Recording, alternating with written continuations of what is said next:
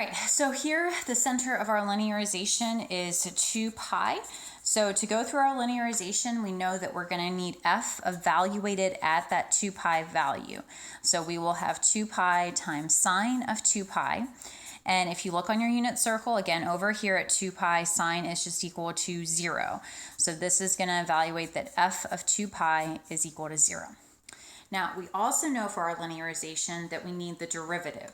So when I find my derivative here, you'll notice that you have an x multiplied by another variable of x, sine of x. So that is going to require the product rule.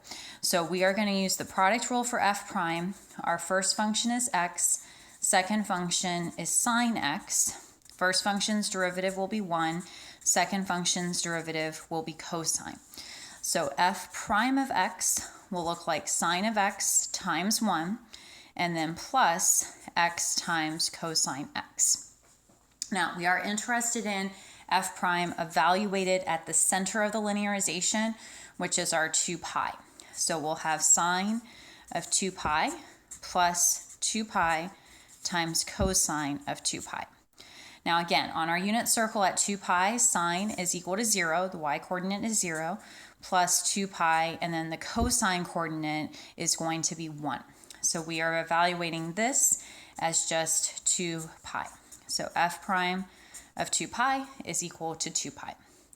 So all of that work you would then put together in either your linearization formula or the tangent line formula. So if you memorize the linearization formula, you would have f of a plus f prime of a times x minus a. You would plug in your center of a, and that would give you f of 2 pi plus f prime of 2 pi times x minus 2 pi. So as we found, f of 2 pi at the very beginning here is equal to 0, plus f prime of 2 pi we found was 2 pi times x minus 2 pi. Now, normally, you have a number here and it makes sense and everything, but when you have this 0, you do not want to keep that 0 in your final answer. So you would just say that L of x is equal to 2 pi times x minus 2 pi. And that would be your linearization. Okay, now that is finding the linearization, memorizing this formula, plugging in the center, plugging in the known quantities. The other way that you could go through this is you could skip this formula part and you could think about this in terms of the tangent line and then solve for y. And if you did that, you would have y minus the y1 coordinate we found to be 0 equals the derivative evaluated at the center of 2 pi, which gave us 2 pi, x minus our 2 pi.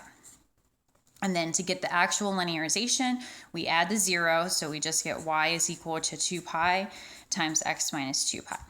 Now, if you do choose to not memorize the linearization formula, you do not want to leave your answer as y is equal to. You want to formally refer to it as the linearization and actually write the L of x is equal to 2 pi times x minus 2 pi. Okay, so that is how we would get from the tangent line our formal linearization.